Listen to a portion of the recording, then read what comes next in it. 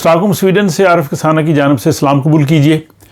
ناظرین، آج کا ولاگ بہت ہی اہم ہے اور اس لیے میں آپ سے گزارش کروں گا کہ نہ صرف آپ اسے دیکھیں بلکہ اس کے حوالے سے اپنی رائے کا بھی ضرور اظہار کریں۔ میں آپ کا شکریہ ادا کرتا ہوں کہ آپ میرے ان تمام ولاگز کو بڑی دلچسپی سے دیکھتے ہیں اور پھر اس پہ اپنی رائے بھی دیتے ہیں اور لائک بھی کرتے ہیں اور آپ اپنے دوست احباب کو بھی بتاتے ہیں۔ عمومی طور پہ میں یہ گزارش نہیں کرتا کہ اس ولاگ کو ضرور دیکھیں، لیکن آج کے ولاگ کے حوالے سے میں خصوصی طور پہ کہوں گا کہ تمام جو ناظرین ہیں انہیں اسے دیکھنا چاہیے، کیونکہ آج کا ولاگ جو ہے وہ ورڈ آف گاڈ کے بارے میں ہے۔ خدا کا جو انسانیت کے نام آخری پیغام ہے اس پہ مبنی آج کا ولاگ ہے، اور اسے سب کو دیکھنا چاہیے، بلکہ ان لوگوں کو بھی دیکھنا چاہیے کہ جو ہے وہ اس کتاب پہ ایمان نہیں لائے، وہ بھی کم از کم یہ جاننے کی کوشش کریں کہ اس کتاب میں کیا ہے اور پھر اس پہ وہ غور و فکر کریں۔ یہ ان کی اپنی رائے اور ان کی اپنی مرضی ہے۔ تو رمضان المبارک میں ہم نے سلسلہ جو شروع کیا تھا کہ ہر روز ایک قرآن حکیم کے پارے کے مضامین کا خلاصہ جانیں، تاکہ ہمیں یہ علم ہو کہ اس کتاب میں ہے کیا، اس میں کیا میسج دیا گیا ہے، اور اس کے بعد پھر ہم اس میسج کو سوچنے کی کوشش کریں، کیونکہ قرآن کا مخاطب جو ہے وہ انسان ہے، یا ایھا الناس کہا گیا ہے۔ تو تمام انسانوں کو دعوت ہے کہ آپ اسے دیکھیں، ان دلائل کو دیکھیں، ان پہ غور کریں، اس کے بعد پھر آپ کی مرضی ہے کہ آپ جس مرضی نتیجے پہ پہنچیں۔ کوئی زبردستی نہیں ہے،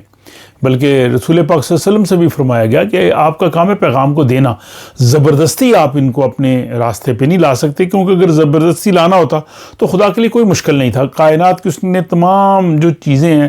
ان کو ایک نظام کے تحت رکھا ہوا ہے، وہ اس پہ چلتی ہیں، تو انسان کے لیے بھی ایسا ہو سکتا تھا، لیکن انسان کو خود خدا نے 2 آپشنز دیے۔ تو ہر بندے کی اپنی مرضی ہے، لیکن ان دلائل پہ غور ضرور کرنا چاہیے، ان کو دیکھنا ضرور چاہیے، کم از کم سوچنا چاہیے۔ یہی بات تھی کہ جب مکہ میں کفار سے رسول پاک بات کرتے تھے تو آپ کہتے تھے تتفکرون، سوچو۔ تو آج کے اس ولاگ میں وہی سوچنے سمجھ کے حوالے سے کافی باتیں ہیں۔ یہ ولاگ بنیادی طور پہ 20ویں پارے کے جو مضامین ہیں،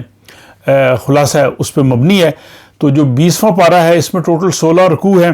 116 آیات ہیں۔ تو اس میں سورہ نمل جاری ہے جو پچھلے 19ویں پارے میں شروع ہوئی تھی۔ نمل کا مطلب چیونٹی ہے، اس کا وہ واقعہ اس میں گزر گیا جس کی بنیاد پہ اس کا نام سورہ نمل ہوا، اور اب اس پارے میں اس کی 60 سے لے کے 93 62 93 93 تک آیات ہیں۔ اس کے بعد سورہ القصص شروع ہو جائے گی۔ یہ 28ویں سورہ ہے قرآن کی، اور یہ مکہ میں نازل ہوئی، اور اس کی 88 آیات اس جو ہے وہ 20ویں پارے کا حصہ ہیں۔ اور پھر سورہ العنکبوت شروع ہو جائے گی جو کہ 29 سورہ قرآن کی، وہ بھی مکہ میں نازل ہوئی۔ اس کی 69 جو ہے وہ آیات ہیں۔ یہ بہت ہی اہم اس میں ایک میسج ہے، وہ میں جب اس پہ بات ہم آئیں گے تو وہ ضرور کریں گے۔ تو شروع کرتے ہیں ہم جناب سورہ النمل جو کہ 20ویں پارے کا آغاز ہے۔ آپ لوگوں کا شکریہ کہ آپ اس ولاگ کو جو ہے وہ دلچسپی سے دیکھ رہے ہیں۔ اس میں اللہ تعالیٰ نے اس کے آغاز میں سوالیہ انداز سے لوگوں سے پوچھنے کی کوشش کی ہے، جو میں کہہ رہا تھا کہ غور و فکر کرنا چاہیے، خواہ آپ اس کتاب پہ ایمان رکھتے ہیں یا نہیں رکھتے۔ خدا یہ پوچھتا کہ یہ زمین و آسمان جو ہے وہ کس نے بنائے، اس پہ غور کریں۔ انسان کو غور کرنا چاہیے، یہ بارشیں کیسے آتی ہیں، یہ باغات جو ہے وہ درخت سبزہ زمین سے کیسے اٹھتا ہے، زمین پہ پہاڑ جو ہے وہ کیسے بنے ہیں۔ یہ تمام مثالیں دینے کے بعد وہ پوچھنا اللہ تعالیٰ کی ذات یہ چاہتی ہے کہ غور کرو یہ کس نے سب چیزیں بنائی۔ کہ یہ جب سائنٹسٹ بھی اس چیز نتیجے پہ پہنچتے ہیں کہ ایک وقت تھا کہ کائنات میں کچھ چیز نہیں تھی، کیونکہ جو میٹر ہے، مادے کے ازل سے ہمیشہ سے ہونے والا نظریہ ختم ہو گیا۔ تو کہتے ہیں کہ ایک وقت تھا کہ نتھنگنیس سے یہ کائنات وجود میں آئی۔ تو وہ کون سی ایسی قوت تھی جس نے نتھنگنیس سے یہ کائنات جو ہے اس کو وجود دیا، اور کائنات کے وہ تمام قوانین بنا دیے جس کے تحت یہ چلتی ہے۔ یعنی زمین میں کشش ثقل رکھی ہے، اس کے علاوہ جو ہے وہ خلا ہے، اس کے علاوہ جناب جتنے بھی ایلیمنٹ ہیں ان کی اپنی اپنی خوبیاں ہیں۔ ایک سیل ہے، سیل کے اندر ایک نظام ہے، اس کے اندر مرکزہ ہے، اس کے اندر جو باقی پورا اس کا نظام چلتا ہے۔ اس کے علاوہ انسان کی جو تخلیق ہے وہ کس طرح سے ہوئی۔ یہ تمام سوال کیے کہ اگر کوئی اس کو بنانے والا خالق نہیں تھا تو از خود کیسے بن گیا، اور از خود یہ پوری جو کائنات کا نظام ہے کس طرح سے کہ 1 سیکنڈ کی بھی تاخیر نہیں ہوتی سورج اور چاند کے طلوع اور غروب میں. تو یہ تمام مثالیں جو ہے وہ بیان کی اور ان سے پھر لوگوں سے پوچھا کہ بتاؤ جب تم غور و فکر کرتے ہو تو کس نتیجے پہ پہنچتے ہو. پھر مثال ایک وہ دی کہ 2 پانی کے جو ذخیرے ہیں وہ ساتھ ساتھ چلتے ہیں لیکن ایک دوسرے کے اندر جو ہے وہ داخل نہیں ہوتے. اس پہ لوگوں نے بہت تحقیق کیا اور لوگوں نے بتایا ہے کہ وہ کون سے پانی کے 2 ایسے ذخیرے ہیں کہ جو ہیں لیکن ایک سمندر کھاری ہے ایک میٹھا ہے لیکن وہ دونوں اس میں نہیں آتے. تو قرآن نے اس وقت کہا, اس وقت تو انسانوں کو علم نہیں تھا. تو یہ بار بار چیز جو ہے وہ کہی اور اس کے بعد کہا کہ اس کے باوجود بہت کم لوگ ہیں جو سوچتے ہیں, سب لوگ نہیں سوچتے. اور پھر بتایا کہ یہ ساری چیز بنانے کے بعد انسان کو ہم نے اختیار دیا, اس کو زمین میں خلیفہ بنایا اور اس کو وہ ذمہ داری دی جس کو وہ ذمہ داری جو ہے وہ محسوس کرنی چاہیے. اور پھر یہ کہا کہ تم اپنا سفر جب کرتے ہو خشکی میں یا سمندر میں, رات کی جو اندھیرا ہوتا ہے تاریکی ہے اس میں راستے کی جو نشاندہی ہوتی ہے,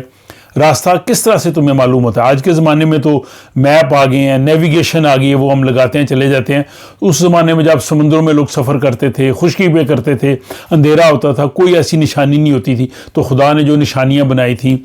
ستارے بنائے ہیں, تارے بنائے ہیں اور اس کے علاوہ جو زمین میں باقی چیزیں تھیں ان سے وہ رہنمائی لیتے تھے. وہ کس نے وہ ساری چیزیں بنائیں اور پھر کون ہے جو ان سب چیزوں کی تخلیق کرتا ہے, پھر وہ سامان رزق دیتا ہے جو تم کھاتے پیتے ہو. یہ تمام دلائل جو ہیں وہ دینے کے بعد پوچھا کہ خدا کے علاوہ کوئی اور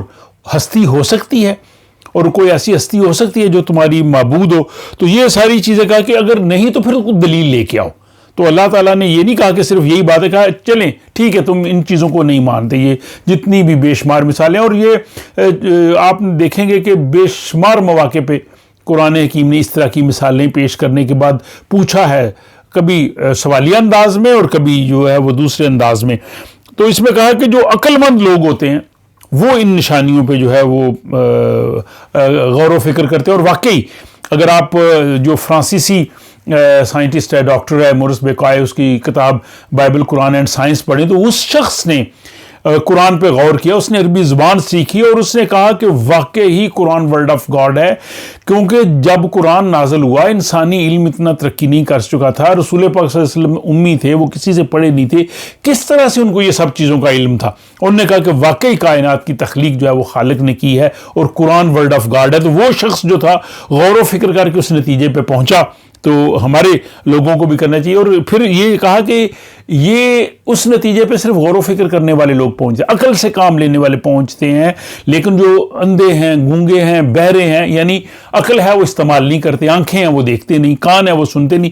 ایسے لوگوں کو آپ کچھ نہیں سنا سکتے. جو عقل کے اندھے ہیں ان کو کوئی فائدہ نہیں ان سے بات کرنے کا, کیونکہ انہوں نے ان دلائل پہ غور ہی نہیں کرنا. اور پھر کہا کہ تم ان جو مخاطبین تھے اس دور کے, بلکہ آج کے دور کے بھی آرکیالوجی کا علم ہے, کہ آپ جاؤ اس زمانے کے کھنڈرات دیکھو,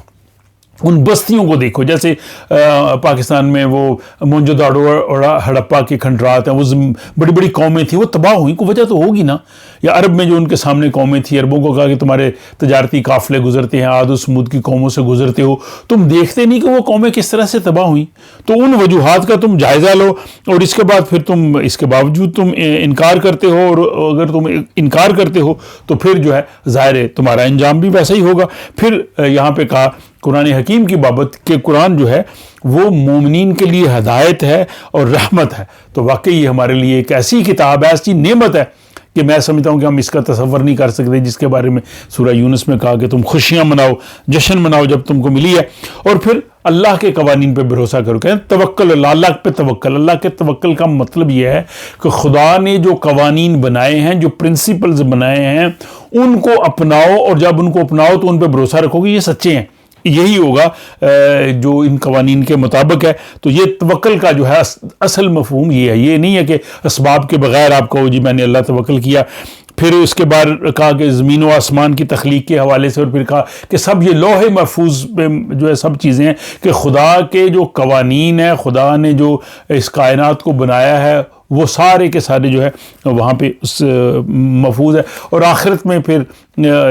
آخرت کے بارے میں اس سورہ کے آخر میں کہا کہ اس کے باوجود کفار جو ہے وہ اس پہ یقین نہیں رکھتے، تو ان کو کہا کہ وہ دن آئے گا جب تم ان کو دوبارہ زندہ کیا جائے گا، اکٹھا کیا جائے گا، لیکن تم لوگ یقین نہیں رکھتے۔ اور واقعی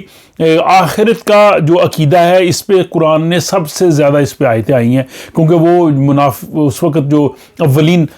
مخاطب لوگ تھے وہ آخرت کا انکار کرتے، وہ کہتے ہیں یہ کیسے ممکن ہے کہ انسان ایک مر جائے گا، اس کی ہڈیاں ہو جائیں گی زمین میں، وہ جذب ہو جائیں گی، پھر انسان اس سے اٹھ جائے گا۔ تو کہا ہے کہ ایک مری ہوئی چیز کو زندہ کرنا آسان ہے بنسبت اس کے کہ نتھنگنیس سے، جب یہ کائنات تھی نہیں، کچھ بھی نہیں تھا، اس وقت کسی کو وجود میں لے آنا، یعنی عدم سے کسی کو وجود میں لے آنا، اگر کوئی چیز موجود ہی نہیں اس کا بنا لینا یہ آسان ہے، جب وہ چیز ٹوٹ پھوٹ جائے اس کا دوبارہ اس سے بنانا یہ تو آسان ہے۔ تو یہ مثالیں بار بار دی ہیں اور انہی چیزوں پہ غور کرنے کا کہا گیا۔ پھر اگلی سورہ شروع ہو جاتی ہے اس 20ویں پارے میں، سورہ القصص، یہ بھی مکہ میں نازل ہوئی، 88 اس کی آیات ہیں، اور اس میں بھی بڑا واضح میسج ہے۔ اس میں ایک مرتبہ پھر حضرت موسیٰ علیہ السلام کا واقعہ پوری تفصیل سے بتایا ہے کہ وہ کس طرح سے فرعون کے دربار میں پہنچ گئے، پھر وہاں ان کی پرورش ہوئی، پھر ان کی بیوی نے کہا جی نے ہم اپنا بیٹا بنا لیتے ہیں، پھر اس جوانی کے دور میں حضرت موسیٰ سے ایک سہون جو ہے وہ قتل ہو گیا، اور اس کی وجہ سے پھر ان کے کو خیر خواہ انہوں نے کہا جی کہ آپ یہاں سے چلے جائیں، اس قتل کے قصاص میں آپ کو جو ہے وہ کہیں مار نہ دیں۔ تو پھر حضرت موسیٰ علیہ السلام وہاں سے مدین چلے گئے، اور وہاں انہوں نے دیکھا کہ راستے میں ایک کنواں تھا، اور وہاں پہ مختلف لوگ اپنی جانوروں کو پانی پلا رہے تھے، لیکن 2 لڑکیاں بیچاری کھڑی تھیں، ان کی بکریاں ایک سائیڈ پہ تھیں، ان کو کوئی جو ہے وہ پانی پلانے کا موقع نہیں دے رہا تھا۔ انہوں نے سے پوچھا کہ کیا وجہ ہے، تو انہوں نے کہا جی کہ ہمارے جو قوم کے طاقتور لوگ ہیں وہ ان وسائل پہ جو ہے وہ قابض ہیں اور ہماری اس میں باری نہیں آتی۔ تو حضرت موسیٰ علیہ السلام نے جو ہے وہ ان کی مدد کی، ان کی بکریوں کو پانی پلایا۔ جب ان بچیوں نے آ کے اپنے والد حضرت شعیب علیہ السلام جو کہ اللہ کے پیغمبر تھے ان کو یہ واقعہ بتایا، تو انہوں نے کہا جی کہ انہیں بلایا جائے، اور انہوں نے کہا جی کہ کیوں نہ اس شخص کو ہم اپنے کام کے لیے رکھ لیں۔ تو حضرت شعیب علیہ السلام نے کہا کہ اگر تم 8 سال، اور اگر زیادہ بہتر ہے کہ اگر تم 10 سال کے لیے یہ ہماری خدمات سر انجام دو تو میں اپنی ایک بیٹی کا نکاح آپ سے کر دوں گا۔ اور پھر ان کی بیٹی کا ان سے نکاح ہو گیا، اور جب وہ مدت پوری ہوئی تو پھر حضرت موسیٰ علیہ السلام اپنی زوجہ کو لے کے جو طور کی طرف گئے، اور پھر جب وہ وہاں پہ طور پہ گئے، جب انہوں نے آگ دیکھی تو اللہ تعالیٰ سے ہم کلام ہوئے، اللہ تعالیٰ نے فرمایا کہ موسیٰ یہ تمہارا رب ہے جو تم سے بات کر رہا ہے، اور یہ تمہیں ہم 2 نشانیاں دے رہے ہیں، ایک ہم تم کو جو ہے وہ ید بیضا جو ایک سفید ہونے والا ہاتھ، اور دوسرا جو عصا، بنیادی طور پہ یہ ان کو جو دلائل، حکمت، علم اور ان کو جو طاقت دی گئی اس کی طرف یہ اشارہ ہے۔ اور اقبال نے بھی یہ کہا ہے کہ عصا نہ ہو تو کلیمی ہے کار بے بنیاد، کہ کلیم اللہ جو اللہ کے پیغمبر ہیں اگر ان کے پاس وہ عصا نہ ہوتا تو کلیمی جو ہے وہ اپنا وہ پورا اثر نہ دکھا سکتی۔ تو بہرحال ان کو پھر کہا کہ آپ حضرت ہارون کو بھی آپ کے ساتھ دیا ساتھی پیغمبر بنایا جا رہا ہے، آپ جائیں اور فرعون کے دربار میں جا کے اس کو جو ہے اللہ کا پیغام دیں۔ تو وہ سارا ذکر ایک مرتبہ پھر ہے، یہ 2-3 مرتبہ قرآن میں آیا، اور ہر جگہ بالکل ایگزیکٹ سیم ہے، اور یہی قرآن کی سچائی کی دلیل ہے کہ 23 سال میں کتاب نازل ہوئی، مختلف موقع پہ باتیں آئیں لیکن ان میں کوئی تضاد نہیں، بالکل ایک جیسا ہی میسج ہے۔ اور اس کے بعد خدا کی نعمتوں کا ذکر ہے، اور کہا ہے کہ جو اگر تم شکر کرو گے تو اللہ تعالیٰ جو ہے وہ تمہیں زیادہ دے گا، لیکن جو اگر شکر جو نہیں کرتے وہ عبرت کا نشان بنتے ہیں۔ پھر اس کے ساتھ قارون کا ذکر ہے، وہ اس زمانے میں تھا، اس کے پاس بہت زیادہ دولت تھی، لیکن وہ دولت کو خدا کے احکامات کے مطابق ان کے بندوں کے لیے استعمال نہیں کرتا تھا، اور اس کے بعد پھر ظاہر اس کا جو خاتمہ جو ہے وہ بہت برا ہوا۔ اور پھر کہا کہ جو رزق کی جو تنگی ہے، کشادگی، رزق کا زیادہ یا کم ملنا، یہ اللہ تعالیٰ جسے چاہتا ہے دیتا ہے۔ تو اس کا مطلب یہ ہے کہ اللہ تعالیٰ اپنے قوانین کے مطابق دیتا ہے، جو ان قوانین کے مطابق چلتے ہیں اللہ تعالیٰ ان کے رزق میں اضافہ کر دیتا ہے، اور جو خدا کے احکامات سے پیچھے اپنے آپ کو ڈال دیتے ہیں تو وہ ان کے ہاں وہ ظاہر ہے وہ چیز ان کو نہیں ملتی۔ اور اس کے بعد رسول پاک صلی اللہ علیہ وسلم کے حوالے سے فرمایا کہ فریضہ رسالت یہ ہے کہ آپ لوگوں کو جو ہے صحیح بات بتا دیں، آپ کا کام لوگوں کو راہ راست پہ لانے کا نہیں ہے، یہ لوگوں کی مرضی ہے کہ وہ اس ہدایت کو قبول کریں یا نہ کریں، تو ان کو ضرور غور و فکر کرنا چاہیے۔ اور اس کے بعد جناب 20واں پارہ اس کی اب سورہ العنکبوت اس میں شروع ہوتی ہے، 29 سورہ ہے، یہ مکہ میں نازل ہوئی، 69 ورسز ہیں اس کی، اور العنکبوت کا مطلب ہے مکڑی۔ اس میں بہت ہی خاص میسج دیا گیا ہے،